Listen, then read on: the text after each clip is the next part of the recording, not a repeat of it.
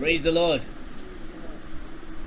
सो काफ़ी दिनों बाद नहीं, 2 दिन बाद फिर एक बार आपके सामने आकर मैं बहुत खुश हूँ और मैं आशा रखता हूँ कि आप भी सब लोग खुश रहे होंगे और प्रभु के अनुग्रह में बने रहे होंगे और सभी सही सलामत होंगे, अच्छे होंगे प्रभु में। आइए आज की आराधना एक प्रार्थना के साथ हम शुरू करें। Let's start with the prayer. अपनी आंखों को हम बंद करेंगे। Hallelujah, hallelujah, hallelujah Lord Jesus, praise the Lord Jesus. प्रभु यीशु, प्रभु धन्यवाद देते हैं आज की इस सुंदर शाम के लिए प्रभु, इस सुंदर समय के लिए प्रभु कि आपने हमें इस सुंदर संध्या के समय आपके अनुग्रह के सिंहासन के आगे एक मन होकर एकत्रित होने का अवसर दिया प्रभु यीशु। प्रभु आपसे प्रार्थना करते हैं आज की आराधना कई लोगों के लिए छुटकारे का कारण बनने पाए, चंगाई का कारण बनने पाए प्रभु। जितने भी आपके खोजी है प्रभु, जितने आपको दिल से तलाशते हैं प्रभु, वे आपकी उपस्थिति को प्राप्त करें प्रभु। आज के वचन के द्वारा प्रभु, गीतों के गाने के द्वारा प्रभु कईयों के जीवन में प्रभु आपकी स्वर्गीय आशीष उतरने पाए प्रभु। हमारा विश्वास है हमारी हर रोज़ की संगति प्रभु किसी न किसी के लिए प्रभु, सिर्फ किसी न किसी के लिए नहीं परंतु बहुतों के लिए, कईयों के लिए प्रभु यीशु मसीह चंगाई का कारण बन चुकी है प्रभु। एक उत्तम मार्गदर्शन का कारण बन चुकी है प्रभु यीशु मसीह। प्रभु अब तक जितनों ने भी इस सभा में शामिल हुए हैं वे आपके अभिषेक को प्राप्त करें प्रभु, आपके दर्शन को प्राप्त करें। जैसे आज तक भी आपने ही हमको संभाला है प्रभु, आगे भी आपकी दया हम सबों पर बनी रहे। अब प्रार्थना हमारे उद्धार करता प्रभु यीशु मसीह नासरी के नाम से मांगते हैं, आमीन आमीन। सो आइए आज की आराधना कुछ गीतों के साथ करें। वियाना आज गीतों में हमारी अगुवाई करेगी। So let's sing this song with Viana. Yes, Viana, you can start. Praise the Lord. प्रभु यीशु मसीह को एक बार धन्यवाद कि उन्होंने एक और मौका दिया उनकी आराधना करने का सभी के संग इस सुंदर सी शाम के समय में। तो ये जो सॉन्ग है Lord I come I confess Lord I need you, इस सॉन्ग को गाकर हम उनकी आराधना करें।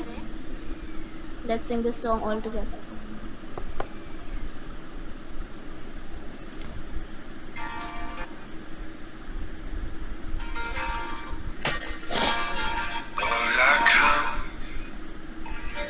I confess,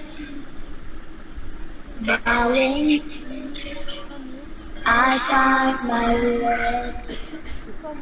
Without you, I fall down. You're the one that guides my heart. Lord, I need you, oh, I need you. Every hour I need you. My one defense, my righteousness. Oh God, how I need you.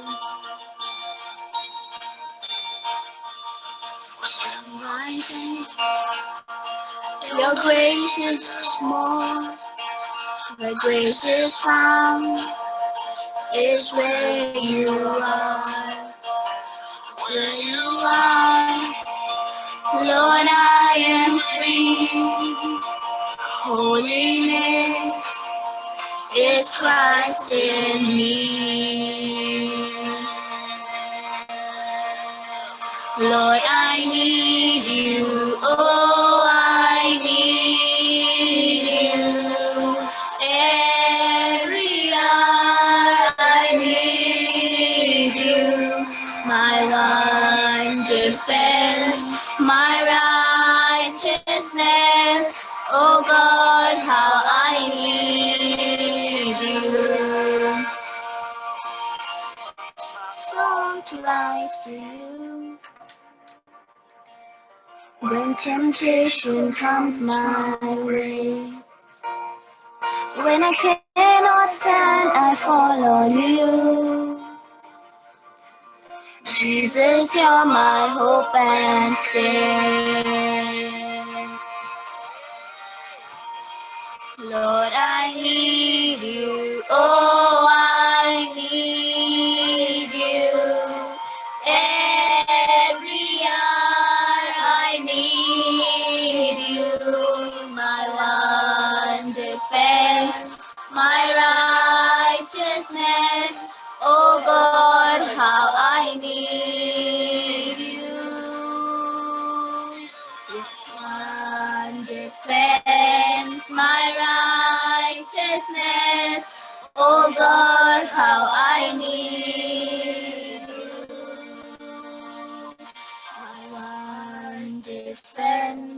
my righteousness. Oh God, how I need you. Amen. Praise the Lord.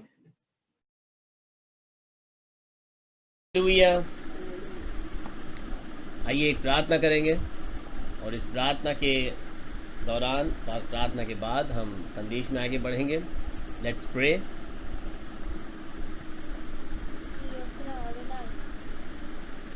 Yes Ronald, lead us in prayer. So Ronald प्रार्थना करेंगे और उसके बाद हम संदेश में आगे बढ़ेंगे। Praise the Lord. Hallelujah. Hallelujah hallelujah. कि आपने हम लोग को अभी तक समय रखा, इसलिए बहुत बहुत धन्यवाद। ये आगे भी आपने हम लोग की सहायता करो, मदद करो। ईशा भी सलमान के वचन बोलते हैं यीशु हम लोग के दिमाग में बैठने के लिए ये ताकि हम लोग अपने नाम को ऊंचा उठाने का करो।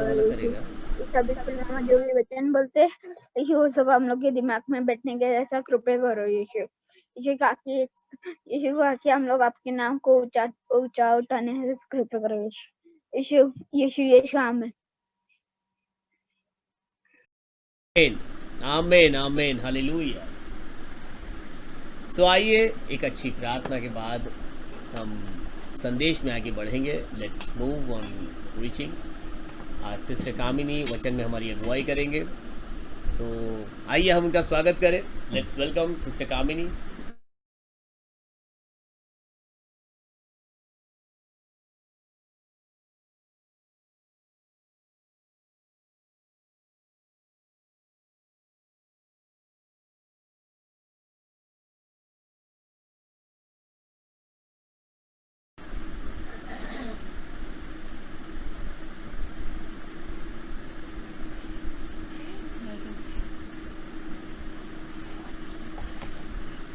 One moment, please.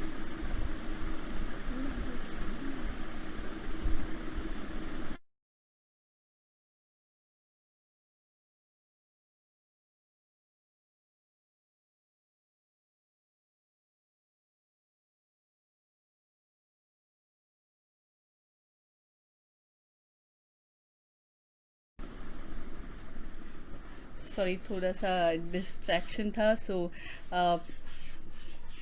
Praise the Lord. सभी को जय मसीह की।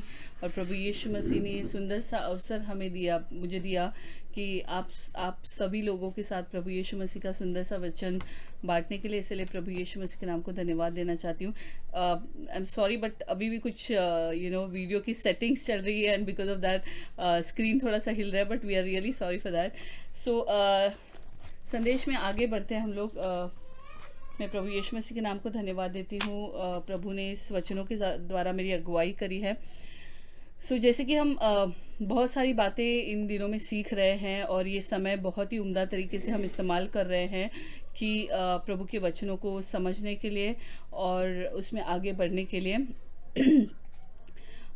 सो आज मैं यही बात आपसे कहना चाहती हूँ कि हमारे जीवन में कभी कभी हम भूल जाते हैं कि किस परमेश्वर की हम आराधना करते हैं। मैं बहुत सारे लोगों को ऐसे देखती हूँ कि कभी बहुत समय वो नेगेटिव बातें करते हैं, नकारात्मक बातें करते हैं कि ये हमारे जीवन में होगा ही नहीं, ये हो नहीं सकता है, मुझे कठिन लग रहा है। और ऐसे नहीं है कि बहुत बड़ी बड़ी बातों में हम इस बात की घोषणा करते हैं, बट बहुत छोटी छोटी बातों में भी हम इस बात की घोषणा करते हैं। बहुत सारी कठिनाइयाँ, परेशानियाँ हमारे सामने आती है और हमें ऐसे लगता है कि हमारे लिए हो नहीं सकता है, बट जिस परमेश्वर की हम आराधना करते हैं उसके लिए कोई भी चीज़ असंभव नहीं है। वो असंभव को संभव करने वाला खुदावंद है। और हमें आज तक प्रभु ने जिस खूबसूरती के साथ, जैसे कि मैं हमेशा इस बात पर विश्वास करती हूँ, प्रभु यीशु मसीह हर दिन हर वक्त हमें सुंदर सुंदर गवाहियों के साथ चलाते हैं। तो गवाहियाँ क्या होती है? गवाहियाँ वही होती है जो हमें लगता है कि ये हो नहीं सकता है, बट परमेश्वर हमारे जीवन में उन कामों को साकार करता है। नहीं, मेरे घर में तो अभी सब कुछ ठीक होने ही वाला नहीं है। मुझे तो दिखता है कि मेरे बच्चे मुझे बहुत परेशान कर रहे हैं और ये बात वो ठीक हो ही नहीं सकते हैं। मुझे मेरे हस्बैंड से कोई तकलीफ़ें आ रही है, नहीं हो सकता, ये परिवार में कैसे चलेगा। मेरा बॉस मुझे सता रहा है, मैं कितना भी अच्छा काम करूँ उसे पसंद ही नहीं आ रहा है, वो कभी मेरे काम से खुश नहीं हो सकता है। और बाहर अगर हम जाएंगे तो देखो ना, मैं कितना भी अच्छा काम करूँ तो लोग मेरी हमेशा निंदा ही करते हैं। नाना प्रकार की चीज़ें हमारे जीवन में होती है। हम अच्छा करते हैं और हमारे पास कभी कभी बुरा आ जाता है और हम सोचते हैं कि नहीं, ये हो ही नहीं सकता है, यहाँ इतना सब कुछ करने के बावजूद कुछ मेरे जीवन में अच्छा नहीं है। मैं यही बात आपसे कहना चाहती हूँ कि जिस परमेश्वर की हम आराधना करते हैं वो ज़िंदा और जलाली खुदावंद है, और उससे जो हम, अगर हमने उसे सच में दिल से जाना है तो हम ऐसी नकारात्मक चीज़ें और बातें हमारे जीवन में कभी भी प्रवेश नहीं करने देंगे। शायद हमें दिखता है कि ये ना हो, पर हम ऐसे ही बोलेंगे कि हो जाएगा, ये मेरे लिए हो जाएगा। ये जो हमारी घोषणा है कि जो काम हमें, अच्छे काम हमारे जीवन में होने हैं बट जो हमें असंभव दिखते हैं, हमें लगता है कि ये नहीं हो सकता है, उसे अगर हम सकारात्मक रीति से ले और उसे कहें, प्रभु को साक्षी और सामने रखकर अगर इन बातों को जाने कि नहीं, ये काम हो सकता है, क्योंकि मैं जिस परमेश्वर की आराधना करता हूँ, मैं जिस परमेश्वर का बेटा या बेटी हूँ, वो मेरे लिए सब कुछ कर सकता है। वो मेरी हर एक ज़रूरतों को, मेरी हर एक तकलीफ़ों को वो जानता है, और उसे अगर मैं उसके सामने रखूँ तो वो सब कुछ पूरा कर सकता है। तो आज ऐसा बहुत ही सुंदर सा वाक़या हम बाइबल में से देखेंगे। आपने यजकेल के बारे में, इस भविष्य वक्ता के बारे में सुना होगा। यजकेल सिर्फ एक भविष्य वक्ता नहीं था, बट वो एक याजक भी था, और उसने यरूशलेम का जो था पतन, मतलब जब यरूशलेम को बुराई में उसका मंदिर ढा देने के बाद से और उसका पतन होने के बाद से परमेश्वर का रोष हमेशा, परमेश्वर की जो गुस्सा था वो हमेशा इज़राइलियों पर भड़का है। और वो आपको मालूम है वो क्यों भड़का है, क्योंकि इज़राइली हमेशा परमेश्वर अगर थोड़ी देर उनसे दूर हो जाए तो वो हमेशा पापों में पड़ते थे, हमेशा मूर्ति पूजा में पड़ते थे, अन्य मूर्तियाँ बनाते थे, उनकी पूजा करते थे, और अपने ज़िंदा खुदावंद को भूल जाते थे कि अगर थोड़े समय के लिए, जैसे कि छोटे बच्चे के पास एक छोटा बच्चा है, उसके पास से अगर उसकी माता थोड़ी देर दूर हो जाए तो वो बहुत विचलित हो जाता है, तो बट वो वापस आने के बाद उसे वही तसल्ली मिलती है और उसे विश्वास है कि वो माँ है तो मेरे पास ज़रूर आएगी वापस। तो उसी प्रकार से जब इज़राइली अपने परमेश्वर को थोड़ा सा अगर दूर पाए, जैसे मूसा जैसे 10 आज्ञा लेने के लिए परमेश्वर के पास उस पहाड़ पर चढ़ा, तो वहाँ से लेकर आने तक का जो समय था, उस समय के दौरान इन्होंने नीचे मूर्तियाँ बना ली, उनकी आराधना करना शुरू करी। थोड़ी देर के लिए अगर परमेश्वर या परमेश्वर के लोग दास उनसे दूर हो जाते तो उन्हें ऐसे लगता है कि परमेश्वर हमसे बहुत ही दूर है और हमारे पास अभी कोई आशा ही नहीं बची। तो जब मैं यजकेल के बारे में बात करती हूँ यहाँ पर, तो यजकेल एक जिसे इंग्लिश में आप इज़ेकियल बोलेंगे, ये जो व्यक्ति है ये एक भविष्यवक्ता भी था और उसी के साथ एक याजक भी था। तो उसने यरूशलेम के बारे में, मतलब भविष्य वाणी करने के ज़रिए से परमेश्वर ने उसे ऐसे ऐसे दर्शन दिखाए और जिसके बारे में उसने भविष्यवाणियाँ की। तो उसी का एक नमूना हम देखते हैं जब हम यजकेल की किताब और उसका 37 हम जब पढ़ने जाएंगे। यहोवा की शक्ति मुझ पर हुई और वह मुझ में अपना आत्मा समवाकर बाहर ले गया और मुझे तराई के बीच खड़ा कर दिया। वह तराई हड्डियों से भरी हुई थी। तब उसने मुझे उनके चारों ओर घुमाया और तराई की तह पर बहुत सी हड्डियां थी और वे बहुत सूखी थी। तब उसने मुझसे पूछा, हे मनुष्य के संतान, क्या ये हड्डियाँ जी सकती हैं? मैंने कहा, हे परमेश्वर यहोवा, तू ही जानता है। तब उसने मुझसे कहा, इन हड्डियों से भविष्यवाणी करके कह, हे सूखी हड्डियों, यहोवा का वचन सुनो। परमेश्वर यहोवा तुम हड्डियों में से यो कहता है, देखो, मैं आप तुम में सांस समाऊंगा और तुम जी उठोगे। मैं तुम्हारी नसें उपजाकर मांस चढ़ाऊंगा और तुमको चमड़े से ढांपूंगा और तुम में सांस समाऊंगा और तुम जी जाओगी और तुम जान लोगी कि मैं यहोवा हूँ। बस यहाँ पर हम देखते हैं कि यहोवा परमेश्वर यजकेल से ये बात कर रहा है, उसे दिखा रहा है कि एक तराई मतलब एक वादी है, एक ऐसी ज़मीन है जिस पर हड्डियाँ, सूखी हड्डियाँ, मतलब इंसान मर जाने के बाद चमड़ा सूख कर उस पे से जो हड्डियाँ जैसे एक कब्र में आपको मिलेंगी, वैसे कब्रों सूखी हुई हड्डियों से वो पूरी तराई भरी हुई थी। और उस तराई में तराई के पास परमेश्वर यजकेल को लेके गया और उसने उससे कहा कि इन हड्डियों से तू भविष्यवाणी कर कि इन पे मांस चढ़ेगा, इन पे चमड़े चढ़े जाएंगे और बहुत सारी मतलब नसें उपज जाएंगी। हमारे शरीर में क्या क्या होता है, हार्ट होता है, हमारा ये जो मांस है, हमारा लहू है और जो नसें हैं हमारे शरीर में, तो उस प्रकार से जैसे एक जीवित व्यक्ति होता है वैसे ही वो सूखी हड्डियाँ उस पूरे तराई में भरी हुई है। और परमेश्वर यजकेल से कहता है कि तू इन हड्डियों से भविष्यवाणी कर कि इनमें नसें उपजेंगी, उसमें मांस चढ़ेगा, चमड़े चढ़ेंगे और वैसा ही होगा। तो इसके पश्चात यजकेल ने उन हड्डियों के साथ यही भविष्यवाणी करी और जो कुछ परमेश्वर ने कहा उन हड्डियों के साथ हुआ। उन पर नसें चढ़ी, उन पर चमड़ा चढ़ाया गया और वो उठकर खड़ी नहीं हुई, बट यहाँ तक ये चीज़ हुई। उसके बाद जब हम और आगे पढ़ेंगे तो उसमें परमेश्वर ने यजकेल को भविष्यवाणी करने के लिए कहा कि तू चारों ओर से उन हड्डियों को तू ये बता कि उनमें अभी सांस फूकी जाने वाली है और वो जीवित होने वाले हैं। और वैसे ही हुआ, जब यजकेल ने ये भविष्यवाणी की तब वहाँ पर चारों ओर से बहुत ही भूकंप हुआ और पृथ्वी डोल सी गई और चारों ओर से आप देखेंगे कि वहाँ से हवा जो है वो चारों दिशा से आई और उन हड्डियों में आकर समा गई और वो जो मांस और नसें चढ़ी हुई एक शरीर था उसमें सांसें भी आ गई और वो सब जीवित हो गए, वो सब जीवित हो गए। तो ये हमारे परमेश्वर का सामर्थ्य है। अगर सूखी हड्डियाँ ऐसी पड़ी हुई है और परमेश्वर के एक वचन से एक वचनों से ये चीज़ें हो रही है कि उसमें जान आ रही है, उन पर नसें चढ़ रही हैं, उन पर चमड़ा, जैसे एक शरीर बना उसमें सांसें फूकी गई। जैसे परमेश्वर ने हमारी रचना की, परमेश्वर ने हमें मिट्टी से रचा और उसमें सांसें फूकी, वैसे ही कुछ वाकया यहाँ पर हो रहा है। और उस भविष्यवाणी के द्वारा वो पूरे जितने भी लोग, जितनी भी हड्डियाँ थी, उससे एक नया मनुष्य तैयार हुआ और वहाँ पर खड़ा हुआ।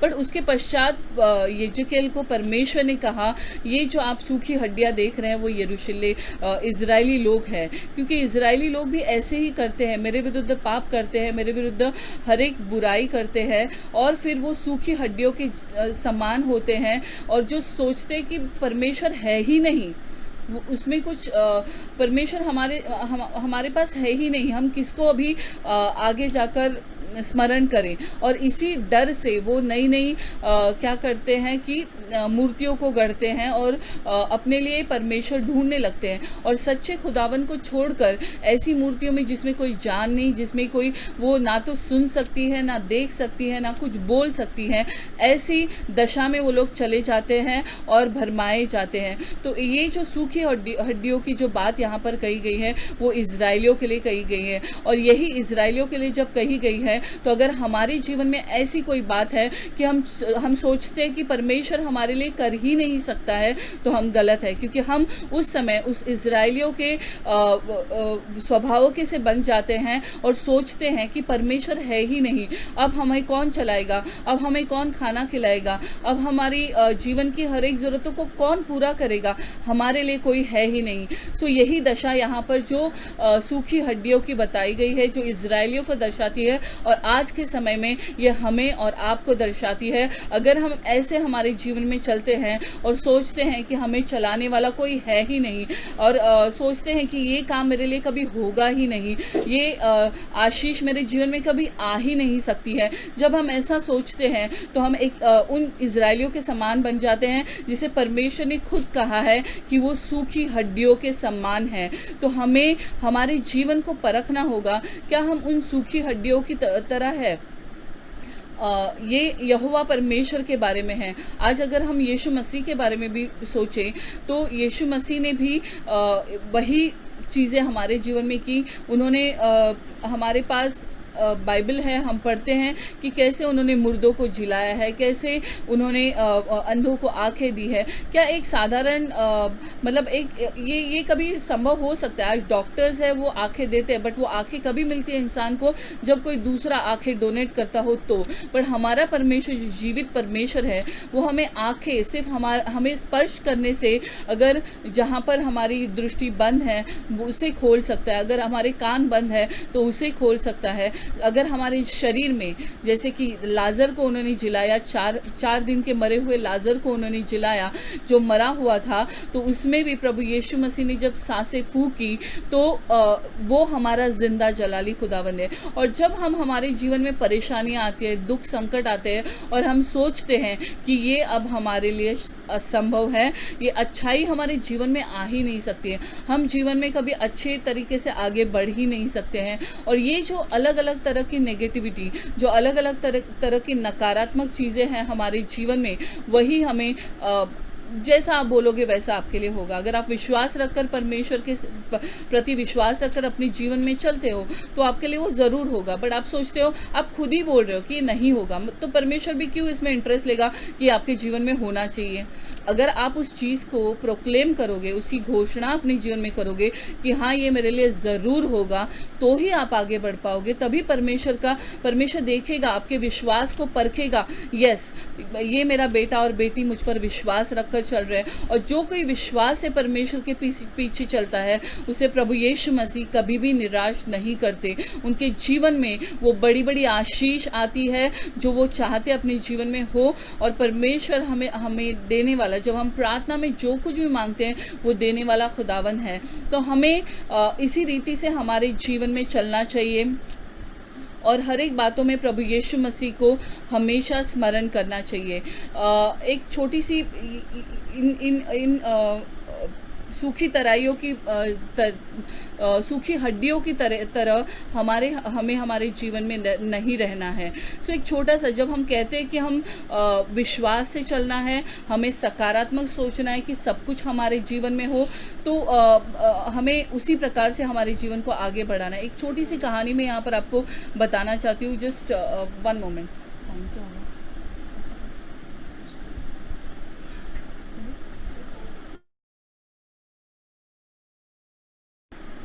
सॉरी। सो एक छोटी सी कहानी में आप लोगों के ये बाइबल की कहानी के बाद में और एक छोटी कहानी आपके साथ बांटना चाहती हूँ। एक स्त्री, जब उसके पास कुछ भी नहीं था, ख़त्म हो गया था, खाने पीने के लिए पैसे नहीं थे, परिवार एकदम गरीब सा था, और वो एक शॉप में, एक दुकान में जाके, जहाँ पर सब किराना माल मिलता है, अपने खाने पीने की चीज़ें मिलती हैं, उस जगह पर जाकर वो उस दुकानदार से रिक्वेस्ट करती है कि मेरे पास भाई आज पैसे नहीं हैं और क्या आप मुझे थोड़ा सा सामान उधार दे दोगे। और वो दुकानदार इतना दयावादी व्यक्ति नहीं है, और वो उस स्त्री से कहता है कि मैं ऐसा नहीं कर सकता, मैं आपको सामान उधार नहीं दे सकता, तो आप यहाँ से जा सकती है। और वो उसे बिल्कुल भी एंटरटेन नहीं कर रहा है, तो सीधा उसने उसे जाने के लिए कह दिया। बट उसी दुकान में एक व्यक्ति उस स्त्री के पीछे खड़ा है और वो देख रहा है ये बहुत समय से उस व्यक्ति के साथ वो चीज़ें फ्री में नहीं मांग रही, वो बोल रही मेरे पास पैसे आने के बाद मैं आपको लौटा दूंगी। बट इसी में ऐसे होता है, वो पीछे व्यक्ति जो खड़ा है उसने वो देखता है और वो बोलता है कि कोई बात नहीं बहन, आप ले लीजिए सामान, आप मुझे बाद में पैसे दे दीजिए। और इसी तरीके से जब दुकानदार थोड़ा सा उस स्त्री से वैसे भी खुश नहीं रहता है, क्योंकि उसे उधार देना पड़ रहा है और कोई और उसकी मदद कर रहा है, तो उसे और तकलीफ़ हो रही, इस किस्म के व्यक्ति था।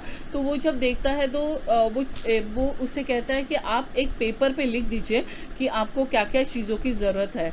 तो वो और जितना मतलब ये तराजू होता है, तो एक साइड में वो सामान भरेगा और एक साइड में वो चिट्ठी रखेगा जिसमें उसने लिखा हुआ है कि उसे किन किन चीज़ों की ज़रूरत है। वो पर्ची वो वहाँ पर रख देगी और वो पर्ची का जो जितना वज़न होगा उतना ही सामान उसे मिलेगा। आप समझ रहे हैं, जब एक वज़न कांटा में एक जगह पे सामान डाला जाता है और दूसरी जगह पे वो वज़न रखता है वज़न करने के लिए, तो ये व्यक्ति ऐसी कंडीशन रख रहा है कि जहाँ पर वज़न रखा जाए वहाँ पर वो स्त्री ने लिखी हुई उसे जो भी चीज़ों की ज़रूरत है उसकी जो लिस्ट है, एक पेपर, एक कागज़ का टुकड़ा वो रखे और दूसरी जगह पे उतना ही सामान उसे मिलेगा। और ऐसा होता है कि जब वो चिट्ठी लिखने जाती है तो वो उसमें कुछ तो लिखते हुए उसे दिखाई दे रहे और फिर वो चिट्ठी वो उस दुकानदार को दे देती है और वो वज़न के वहाँ पर उस चिट्ठी को रख देता है और वो सामान डालता है। तो जैसे ही वो सामान डालने शुरू करता है तो वो देखता है कि अरे ये सामान ये खत्म, जबकि वो पर्ची का जो वज़न है वो बहुत ही कम है और फिर भी जो चीज़ें वो वहाँ पर भर रहा है वो बहुत ही ज़्यादा और वो पूरा उसका जो वज़न काटा है वही चीज़ें रखने की जगह है वो पूरी लबालब भर जाती है, पर फिर भी ये काटा नीचे नहीं जा रहा है, मतलब और चीज़ें डालने की ज़रूरत है, और चीज़ें डालने की ज़रूरत है। तो इसी प्रकार से उसे वो सब सामान मिल जाता है और वो वहाँ से निकल जाती है वो पूरा सामान लेकर। बट जब ये दुकानदार को बहुत ही उत्सुकता रहती कि ऐसा क्या है उस चिट्ठी में कि वो सामान, जबकि उसका वज़न इतना छोटा है और वो सामान इतना सारा उसके बदले में लेकर गई। तो जब वो जाने के बाद उस चिट्ठी को खोलता है तो उसमें लिखा हुआ रहता है कि लॉर्ड यू नो, मतलब परमेश्वर आप मेरी हर एक ज़रूरतों को जानते हो और उस ज़रूरत के हिसाब से ही आप मुझे देने वाले हो, ये मेरा पूरा विश्वास है। और उसी विश्वास के बलबूते पर उसकी जो सारी ज़रूरतें थी वो प्रभु यीशु मसीह ने उसी समय पूरी करी। और जब देखा गया अंत में तो वो जो वज़न का कांटा था उसका वो टूटा हुआ था। सो मैं यही बात आप लोगों से कहना चाहती हूँ कि जो कुछ हम परमेश्वर से मांगते हैं, जो कुछ हम परमेश्वर से हमारी प्रार्थना के ज़रिए से करते हैं, पर हमारे पास क्या होना चाहिए, हमारे पास वो सकारात्मक चीज़ें होनी चाहिए, हमारे पास वो विश्वास होना चाहिए कि परमेश्वर हमारे लिए सब कुछ कर सकता है। जिन इज़राइलियों की बात हमने आज यहाँ पर शुरू करी, जो यज़केल को बताया गया कि जाकर सूखी हड्डियों को कहना कि उसमें अभी मांस आने वाला है, नसें चढ़ने वाली है, उनमें सांस फूकी गई है और वो जीवित हो चुके हैं। तो इज़राइल की जो दशा थी उसको फिर एक बार परमेश्वर, आपने हमेशा, हमने बाइबल में पढ़ा है, परमेश्वर का क्रोध हमेशा इज़राइलियों पर भड़का है और फिर एक बार परमेश्वर ने उन्हें हर बार उठाकर खड़ा किया है। तो वैसा ही है हमारे प्रभु यीशु मसीह भी। हम विश्वास में भले ही मुकर जाते हैं, हम बहुत सारी मुकर जाने के बाद हम बहुत सारी नकारात्मक बातें हमारे जीवन में प्रवेश करती है कि हमारे लिए कुछ अच्छा हो ही नहीं सकता है, हम अच्छा जीवन जी ही नहीं सकते हैं। सो ये नकारात्मक आपको कभी अच्छी बातों की ओर कभी नहीं लेके जाएगा। सो इस पूरे वाकया के दौरान मैं यही बताना चाहती हूँ कि हम जब भी कोई परेशानी हमारे सामने दिखती है तो हम सकारात्मक, हम उस विश्वास से आगे बढ़े कि नहीं ये मेरे लिए होगा, मेरा परमेश्वर जीवित परमेश्वर है। वो भविष्यवाणी जो यज़केल के ज़रिए से हुई थी वो मेरे जीवन में और आपके जीवन में भी पूरी होंगी। हमारा परमेश्वर जिंदा खुदावंद है और वो सब कुछ हमारे लिए कर सकता है।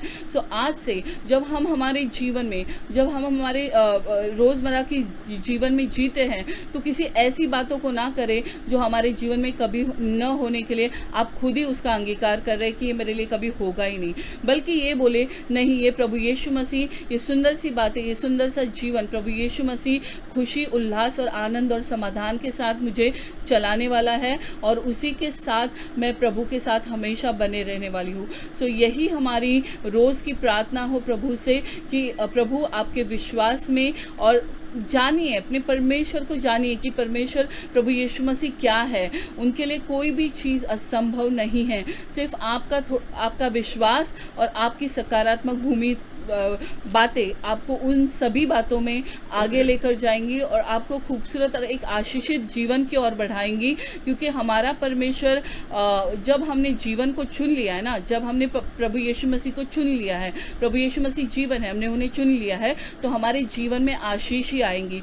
श्राप और बुराइयों को हमारे जीवन में कोई स्थान नहीं है। पर उसके लिए कुछ चीज़ें हमें भी करनी है कि हमें ऐसे आगे बढ़ना है, हमें इन बातों का अंगीकार करना है, हमें सकारात्मक बातें हमारे जीवन में बोलनी है। तभी वो चीज़ें आपके जीवन में होते हुए आपको नज़र आएंगी और प्रभु यीशु मसीह उसे आपके जीवन में ज़रूर पूरा करेंगे। तो इस सभी वचनों के साथ प्रभु यीशु मसीह आपको आशीषित करे और उनके शिक्षा के अनुसार, उनके वचनों के अनुसार बढ़ने के लिए प्रभु यीशु मसीह आप सबों की मदद और सहायता करे। आमीन।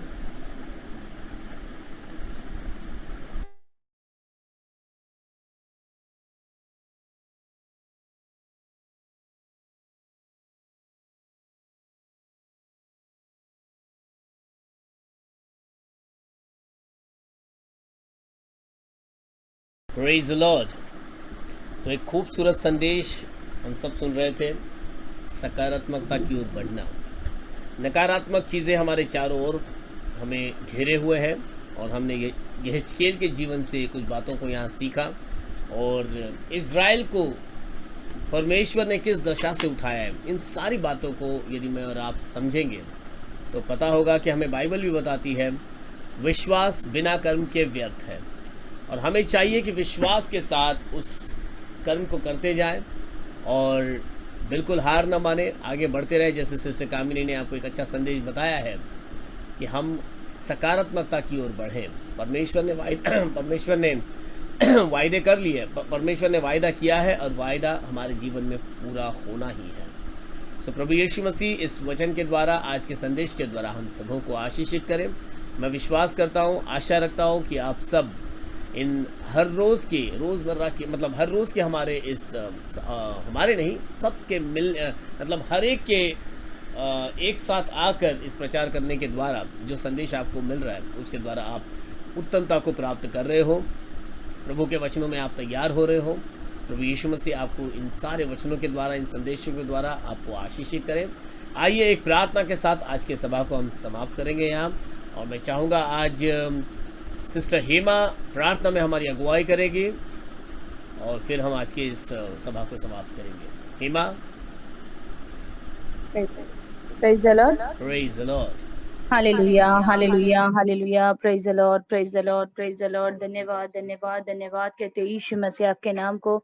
सुंदर से शाम को सुंदर सा मौका यीशु राजा आपने हमें दिया, इसके लिए धन्यवाद कहते यीशु मसीह।